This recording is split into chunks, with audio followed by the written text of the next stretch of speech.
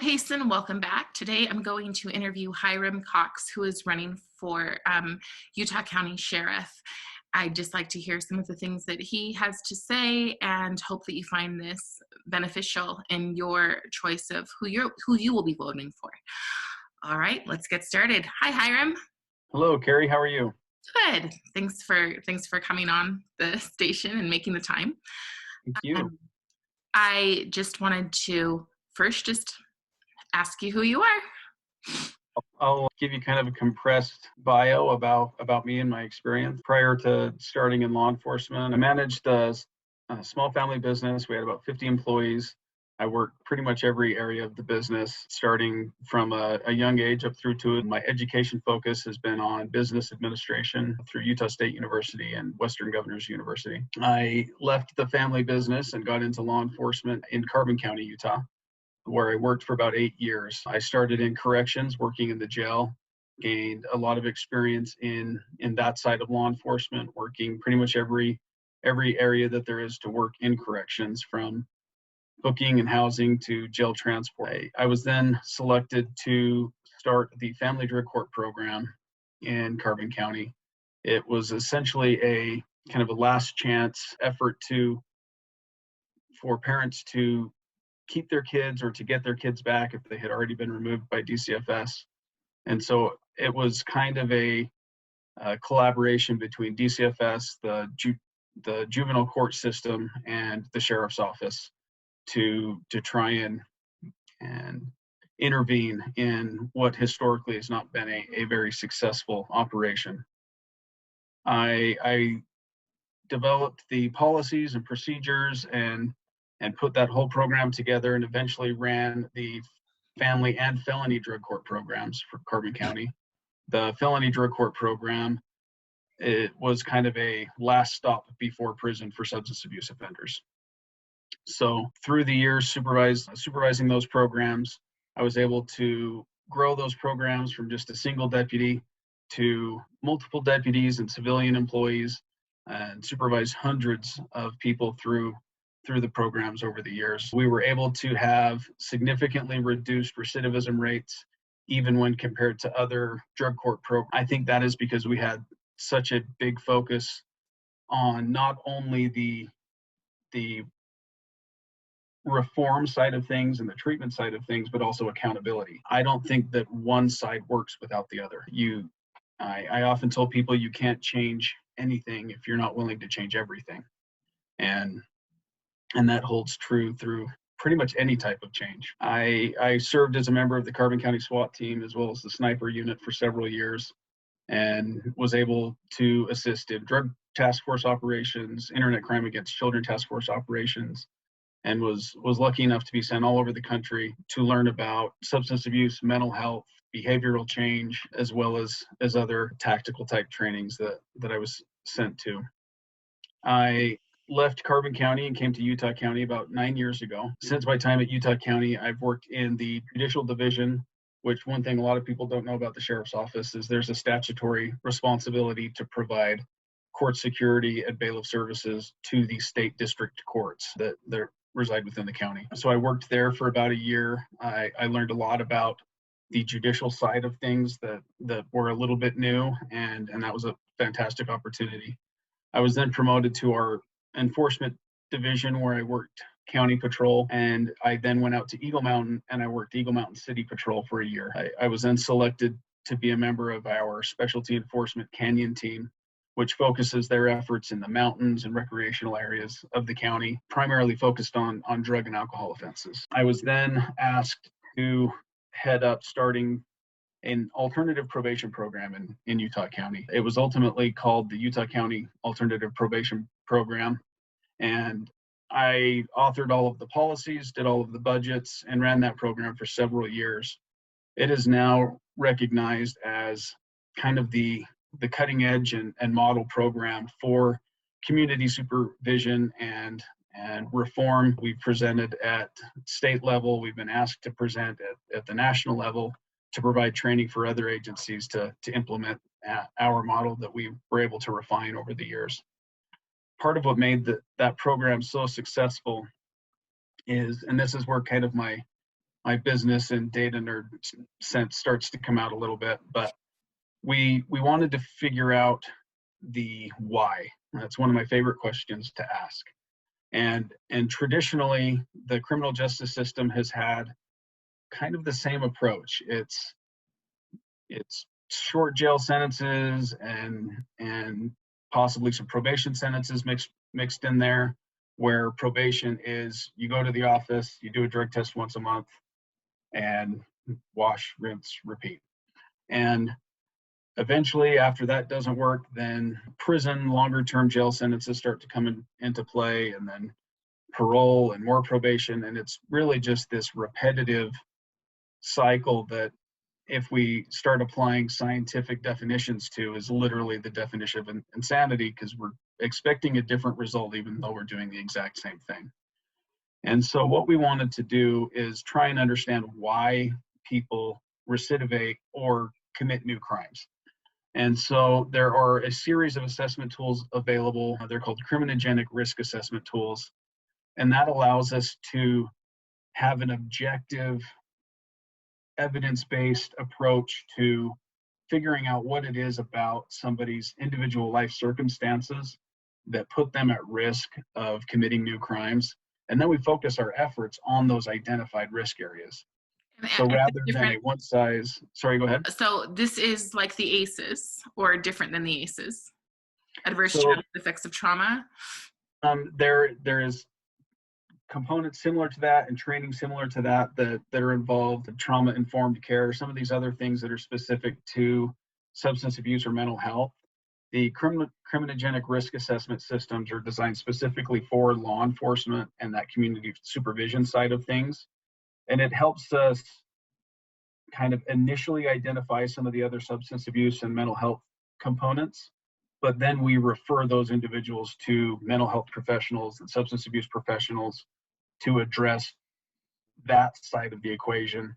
And the community supervision is going to focus more on public safety, accountability through things like employment or education, their living situation, their family and social interactions, because oftentimes one of the biggest challenges that these individuals face is their family and or friends being the ones that are essentially the bad influence that are putting them in these situations or bringing these situations to them, or otherwise being some sort of negative influence. And that's where that, if you don't change everything, you won't change anything, comes into play. So what is it that you would change? So it kind of depends on the person's circumstances, but what we found is criminal history, which has historically been the thing that we use to determine sentencing and probation and everything else, statistically is a very poor predictor of future criminal act. And as a police officer, that was something that very much surprised me, because everything we do, it's all about criminal history and background, and those are the things that we had available, so that's what we used. And interestingly enough, things like education and employment, antisocial behaviors, family support, social supports, mental health issues or substance abuse issues, all of those other things, pretty much any of the other components have a larger success when you're predicting future criminal behavior. But when you combine them, you can really have a really good picture. So then if you have somebody who, let's say they don't have a stable job, they don't have stable housing, if you put that person in jail, you're not negatively impacting these other areas and increasing their risk. But there's other services that would likely, but jail isn't going to improve their job situation or their housing situation. But if you have somebody who has a job and they have stable housing, and you put them in jail and they lose their job and they lose their stable housing, you have statistically just skyrocketed their chance of committing a new crime. And so this has been an interesting approach, especially when working with law enforcement or law enforcement administrations trying to teach and grow this model. There's a big push for, we need to be tough on crime. My definition of tough is different than some of theirs, because I don't think sending somebody to jail to have 3 hot meals and cable TV is being all that tough on crime. But if you put them in a program where it may be 3 months, 6 months, a year, 18 months, depending on the severity of their circumstances, and they have to work full time, or they have to go to school full time, and they have to do treatment and therapy and pay restitution and do community service, that is a lot more work and a lot more accountability, and does a lot more to provide justice for victims and improve the community that we live in. And I've had this uncomfortable conversation with administrators before, including my own administration, where we can do what makes us feel better and we can exact our pound of flesh, or we can do what works. Right. And I live in this community with my children, and I would much rather do what works.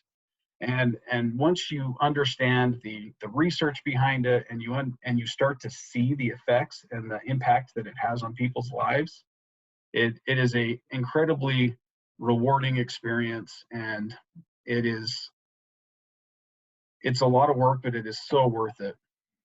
And my approach has basically been to apply that problem solving method to pretty much every aspect of law enforcement or any problem that I'm trying to solve. Is answer the why, and then I can come up with a solution to improve the situation. And in my time at Utah County, I've also been a member of the Utah County SWAT team as well as the sniper unit. And I have spent literally thousands and thousands of hours attending trainings and educational opportunities, from everything from advanced roadside sobriety investigations to supervisor liability and employee discipline, to sniper trainings and SWAT trainings and motivational interviewing and substance abuse, mental health.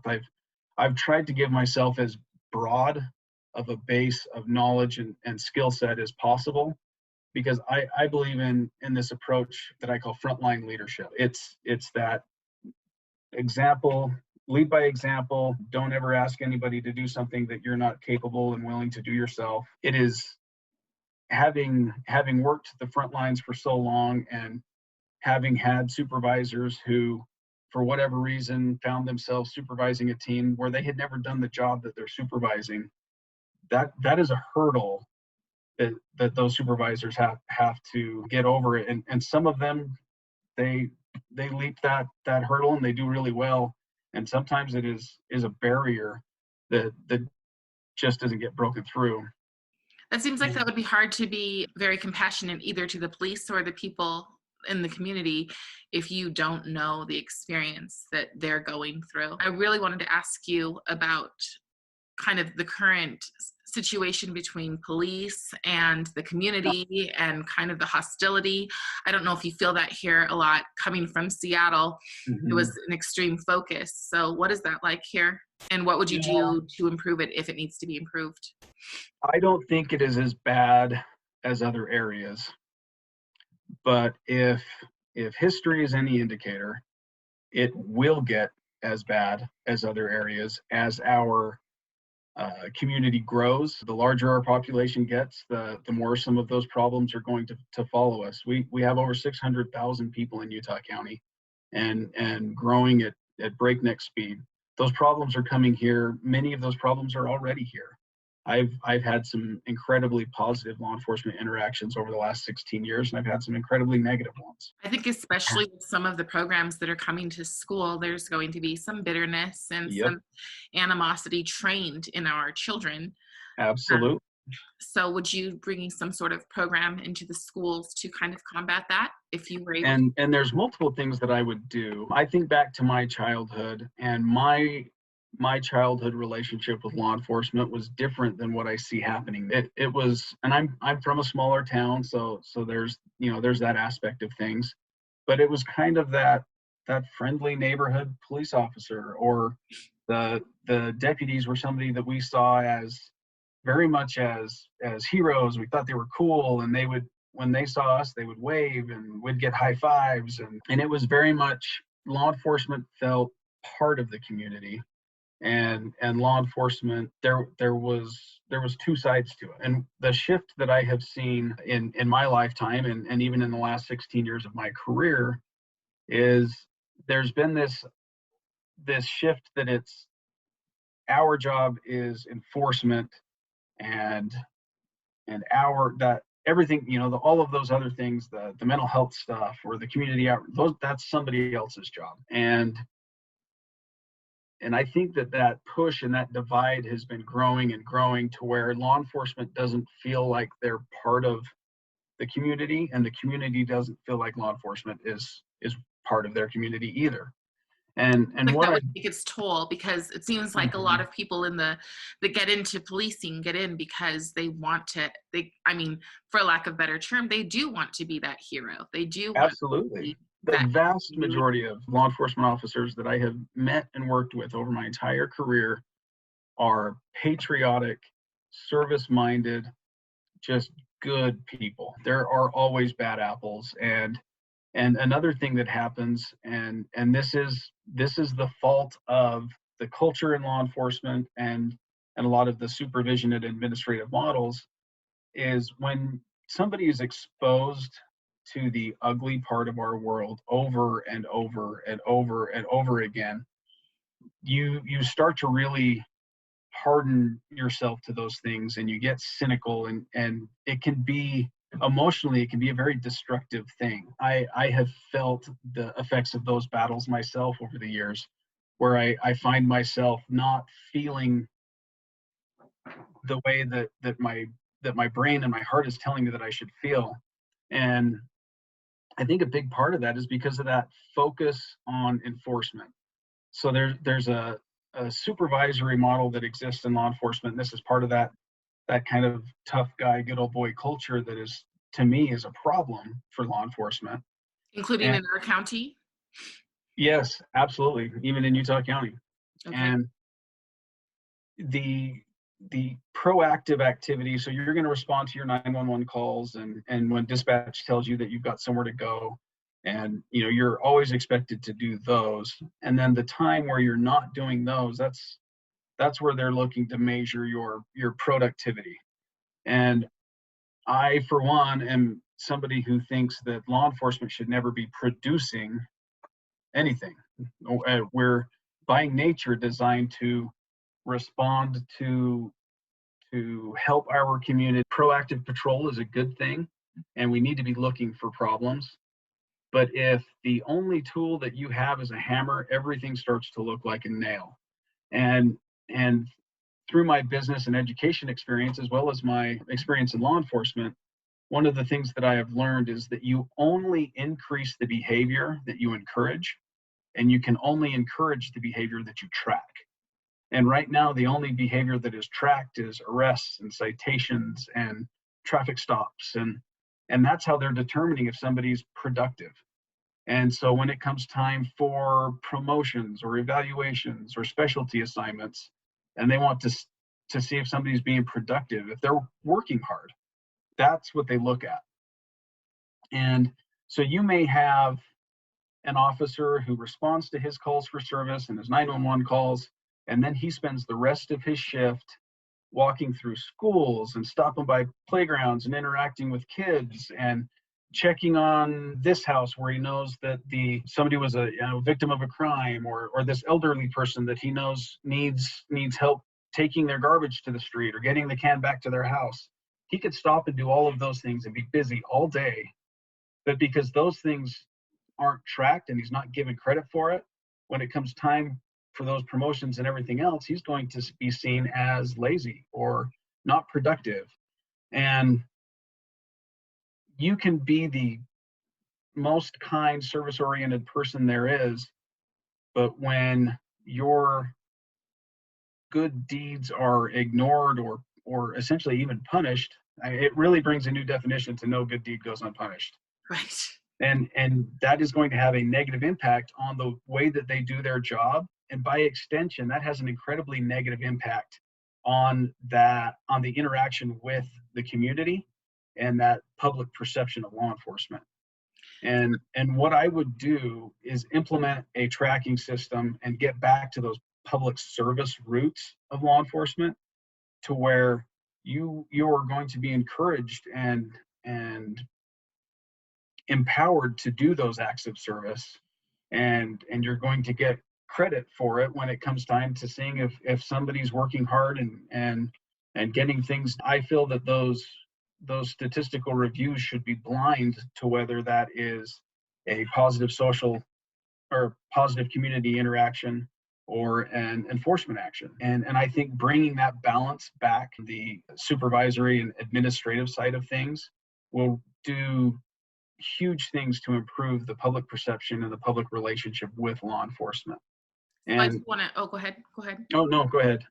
Well, I do want to ask that question. Having moved here only a year ago, I know that sometimes, and also being a person of color, I sometimes feel like I need to go the extra mile to make sure that I'm seen as respectable, decent, whatever it is in the community, really. And so like when I see Right. police, I'm always like, thank you for your service. And oftentimes, quite frankly, they're cold, not Yeah. very warm. And so is that just a toll that's been taken over the last couple of years with the way people have, do you feel that people have treated police not very respectful or? I think in some ways, because of what has been happening nationwide, there have there have been more people reaching out to thank us in the last couple of years, but the bad interactions have gotten worse. And I think that there's two aspects to that cold response that you're talking about. And this Yeah. is something that is pretty much universal to everybody that I've talked to,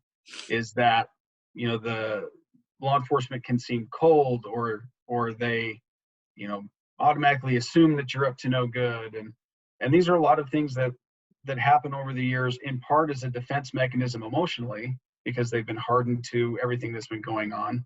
In part is that it is a dangerous job, and I mean, I've been on those traffic stops on the side of the road late at night when it's cold, and somebody keeps putting their hands in their pocket, and part of your brain is telling you, well, it's cold, they're trying to keep warm.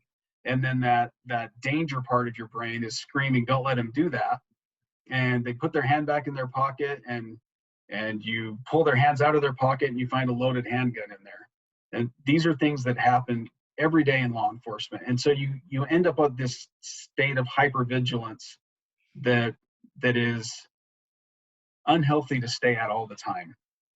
And the culture that exists in law enforcement, and that exists even at our sheriff's office, is a culture that is kind of that tough guy, let's kick butt and take names approach to law enforcement. And we need tough guys and gals on our force. We really do, But you have to be because there both. is. You have to be both, especially now when people are calling for defunding of the police Mhm. and those kind of things. You have to be both. I think that's probably extremely exhausting. I can't even imagine. But And I think that bringing that service side back and empowering our deputies to be rewarded for doing it, I think is going to do so much to improve that, because it's going to be good for the mental health of our deputies. It's going to be good for their morale. It's going to be good for their families. I mean, it is going to do so much good outside of all of the good that it does for the community, when we have all of these people out there doing good things for the community. And I think that would do more than just about anything else that we could do to improve the relationship with law enforcement and the community at large.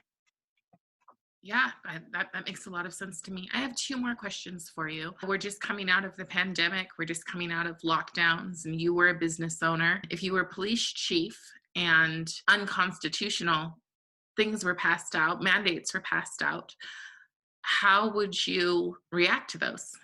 So the first thing that I want to express is, especially for a county sheriff, I see the county sheriff, because he's the elected public service or public safety servant. Police chiefs are appointed by a mayor, so they have someone to answer to, that is can basically tell them, do this or you're fired. Right. Do this, or you're not going to be able to make your house payment this month because you're not going to have a job. And I think that that's kind of a scary situation to have law enforcement in. And the advantage of working for the sheriff's office and the constitutional authority that includes is, the sheriff's boss is all of us. And so there isn't a mayor or a governor or a senator or president that can say this is what you're going to do, because that they're not his boss. And mandates are not laws. My belief is that mandates are a slippery slope, and that it is completely contrary to the uh, constitutional separation of powers. Our executive branches are not supposed to be able to legislate law. That right in the Constitution, that is solely in the hands of the legislature. And so when you see these mandates and everything else that was happening, and people can talk about, well, there's case law for this, and as long as it's about public health and it's based on science and everything else. But then and even in those case laws, it says that there has to be due process. So where's the due process for some single official to say this is now law? And I don't think that it would be appropriate for any law enforcement officer to ever enforce that's that a mandate. It is that would be the beginnings of a tyrannical police state type situation.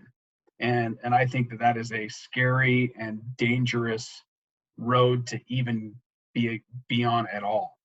And so I think we need to respect the separation of powers, and constitutional rights are something that are very, very important to me. And I see the county sheriff as our constitutional guardian, and that the sheriff and his deputies should be our kind of first and last line of defense on infringements against our constitutional rights, and things like the mask mandates and the stuff that they're trying to do in schools to take the parenting choices away from parents. Right in the preamble of the Constitution, it talks about our rights to be free from those things from the government. That those are our decisions and our choices, not the government's. And I think it's important that people get involved and they educate themselves on these things, and that our elected officials like the sheriff, who have a unique position of responsibility, need to be speaking out and being that voice for those who are not being heard. And I fully intend on taking that role if elected, and taking that role seriously, because I believe that any infringement on those rights is a danger to our very freedom. And I think it's important that we live by those standards and those ideals that have kept us free and safe for so long. Right, thank you. I guess I said I had two more questions. I guess I have three. So I know that many businesses are doing diversity, equity, and inclusion. What does that look like in the police station? What do you think are issues what have you seen, and what are your thoughts on it? Utah is kind of a unique place culturally and geographically. There are new trainings and state mandated trainings that are coming out for law enforcement through POST, which is state agency, police officer standards and training, that they dictate what the training requirements are for law enforcement. There have been some really good training. I haven't seen what some of these brand new trainings are yet, and I haven't received them because they're literally brand new. I get nervous when I see trainings that have kind of a lot of loaded implications with it that are being forced on local communities by a state or a federal level, because unfortunately so many things end up kind of being poisoned and corrupted by the political side, that has nothing to do with right or wrong or improving some specific situation. And we can look at so many of the social projects and social experiments over the last 50, 60, 70 years, that whether they were well intentioned or not is irrelevant, because the effects ended up being a net negative thing. And so I get nervous about those things. But that being said, I think that kind of getting back to that service side of things, and people being in tune with their humanity and seeing Other people are other people, regardless of any of their circumstances. And I think that it's important to, because though any of those biases can go either way. And I've seen where law enforcement, these studies have been coming out for several years now, where law enforcement is hesitant to use force in situations when the suspect is a minority or a person of color, because they're afraid of being on the news and what's that going to mean for them and their family, and what that could mean for them civilly and criminally. And those are the last things that the parents or the wife or the children of a law enforcement officer want going through that officer's head when he's got that split-second decision to save his life or save someone else's life. And I think if people can detach themselves from the politics and connect themselves to their basic humanity, and it may sound corny, but just love your neighbor and be a good person. And I think a lot of those things kind of solve themselves, but government keeps trying to legislate morality and legislate these religion and everything else where they have no business being. And I think that that's kind of a scary thing. They may be well intentioned, and maybe sometimes they're not, but I think generally they are.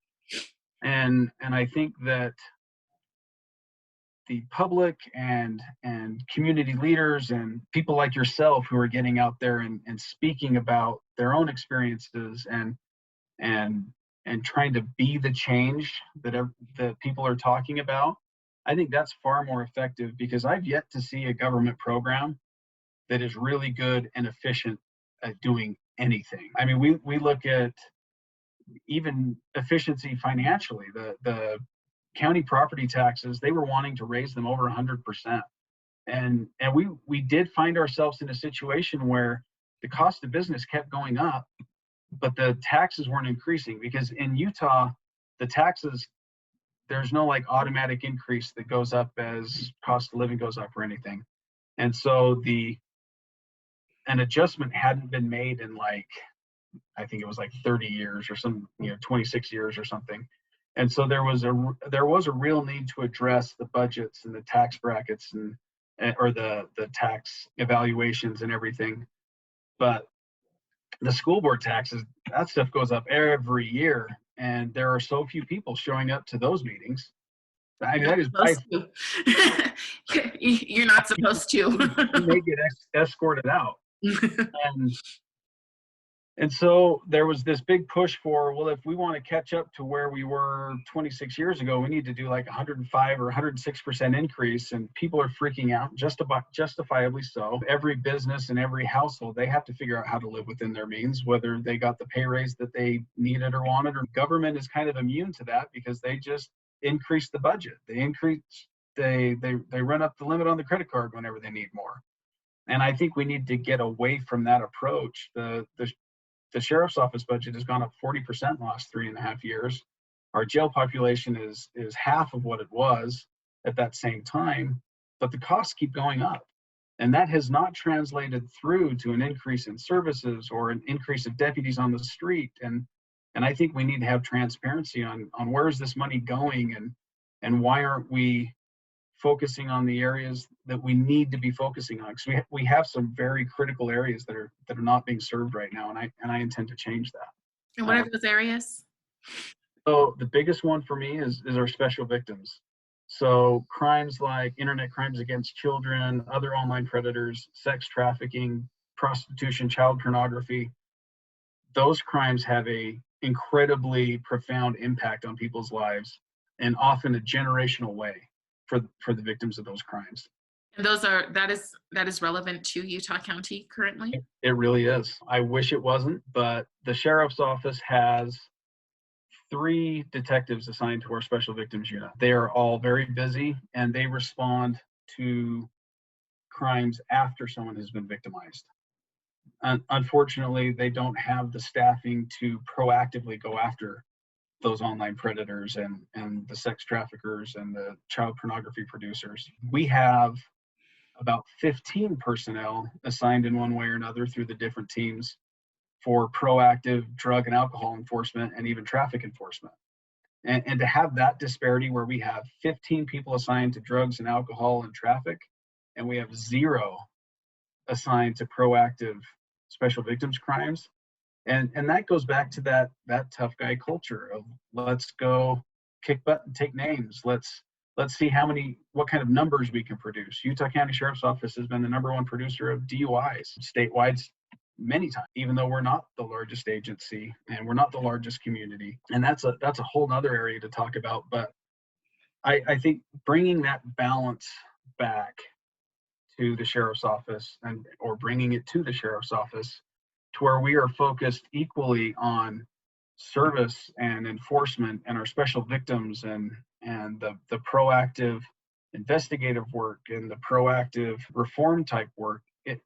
Anything that is out of balance tends to shift too far one way or another. If we don't do enough for enforcement and accountability, then you get that you're too soft on crime and you end up with anarchy like we've seen in Seattle and some of these other places. And that is literally the other side of that coin. And then the other extreme is the practices that led us to that point. And at some point, somebody needs to stop the insanity and get the adults back in the room and say, we need to have a balanced, intelligent, evidence-based approach to everything that we're doing. And the attitude of, because that's the way we've always done it, is simply unacceptable to me and has to change. Thank you. That is really informative, and I think that people get a lot and really get a good view of who you are and what you stand for. How can people reach you if they want to support you? What can they do to help? Yeah, so we're on Facebook, Hyrum Cox for Utah County Sheriff. We have a website, Hyrum Cox for Sheriff. Let's just clarify, no relation to the governor. 0 relation to the governor. And that's actually my #1 asked question.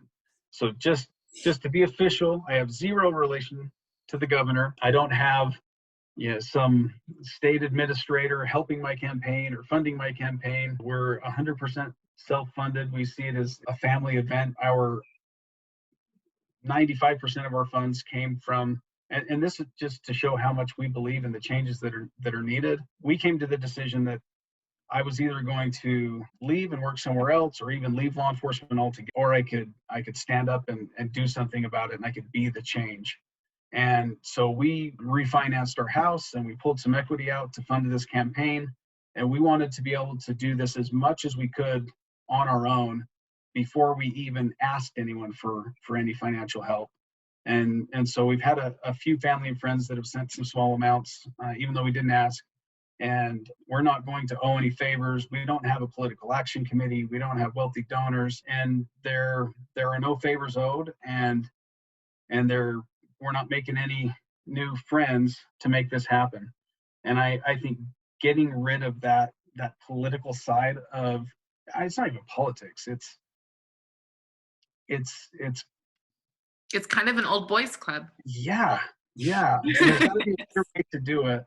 And I would rather lose with my integrity than win without it. But we are fighting hard and getting people to spread the word and get a hold of your delegates. Get a hold of your Get a hold of your local Republican Party officials and find out who your delegates are for your precinct and contact them and let them know what type of law enforcement service that you want to see from the sheriff's office.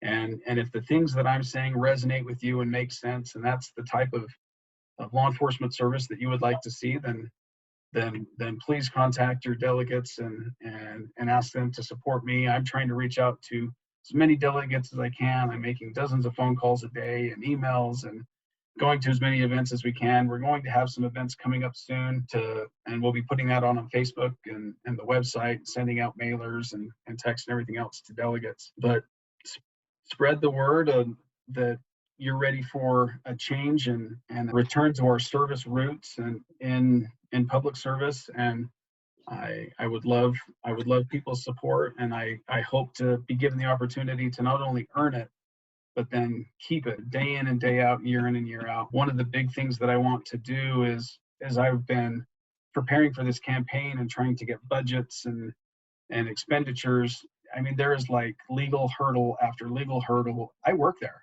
and it's still grammar requests and inside knowledge to know exactly what phrase to put on the grammar request so you can get the information.